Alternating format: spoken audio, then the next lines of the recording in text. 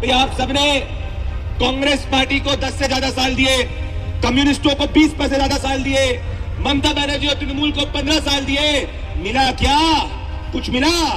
आज भी जाके आपको रोजगार जो है कहीं और करना पड़ता है। जिसे एक मौका मोदी जी को दो, सबसे ज्यादा हाईवे यहाँ पे बना के देंगे। एक मौका मोदी जी को दो, बाबरी को यहाँ पे नींव नहीं रख पाएगा। एक मौका मोदी जी को दो, जब जागो माँ बंगाल की धरती से बोलोगे, कोई तृणमूल कांग्रेस का नेता आकर जागो माँ को रोकेगा नहीं।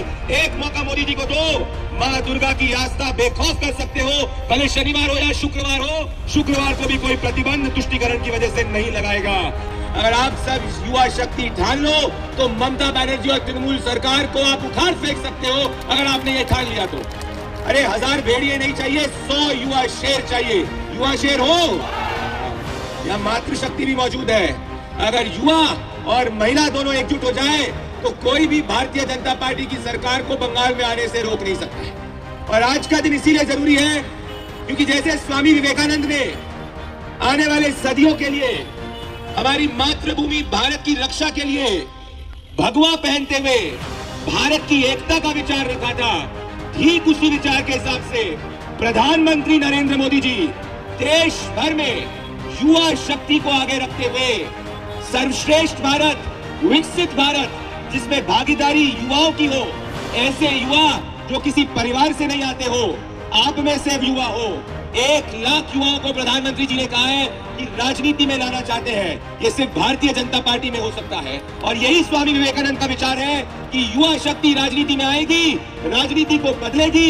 युवा शक्ति बंगाल की राजनीति में आएगी, बंगाल में परिवर्तन लेके आएगी और भारतीय जनता पार्टी की सरकार लेके आएगी।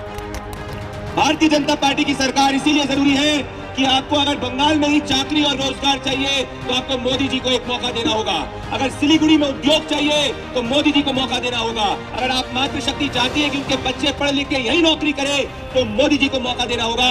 हम हिंदू हैं, इस बात की अगर रक्षा करनी है बंगाल में तो मोदी जी को मौका देना होगा। और इन सभी कारणों की वजह से इस बार प्रधानमंत्री नरेंद्र मोदी जी की सरकार लानी होगी। कल देखा था ना प्रधानमंत्री नरेंद्र मोदी जी सोमनाथ की धरती से किस तरीके से पूरे विश्व के अंदर सनातन की बात करी थी। यही वो विचार आगे लेके गए थे जो स्वामी विवेकानंद लेके गए थे। अगर इस बार भारतीय जनता पार्टी की सरकार बन गई, आप सबको एक वादा करते हैं, हमारे एमएलए भी बैठे हैं और यहाँ पे आप सबसे मैं पर्सनली वादा करता हूँ कि आप सबकी जिंदगी में वो परिवर्तन आएगा कि चाकरी भी सिलीगुड़ी में मिलेगी, उद्योग भी सिलीगुड़ी में खुलेगा, रोजगार भी सिलीगुड़ी में मिलेगा, सबसे ज्यादा बजट भी नॉर्थ बंगाल के अंदर सबको मिलने वाला है। तो इसीलिए याद रखना कि इस बार बीजेपी की सरकार बनी तो विकास होगा, ऐसा विकास जिसमें कच्चा घर पक्का घर बनेगा, ऐसा विकास जिसमें आपके घर के बाहर की सड़क बनाने के लिए किसी एमएलए को, किसी तृणमूल कांग्रेस के नेता को पैसे नहीं देने पड़ेंगे, करप्शन नहीं होगा। और एक ऐसी सरकार जो आपकी बात को सुनेगी और एक ऐसी सरकार जो प्रधानमंत्री नरेंद्र मोदी जी के निगरानी में होगी। एक बार मोदी जी की सरकार को बना दो, 60 साल से जो नाइंसाफी हो रही है बंगाल के अंदर, वादा करता हूं कि प्रधानमंत्री नरेंद्र मोदी जी की सरकार आपके धर्म के और आस्था का भी ख्याल रखेगी और आपके आर्थिक विकास का भी ख्याल रखेगी। स्वामी विवेकानंद जी के विचारों के संकल्प की मुट्ठी को ऊपर करो और मेरे साथ में बोलो, भारत माता की, भारत माता की।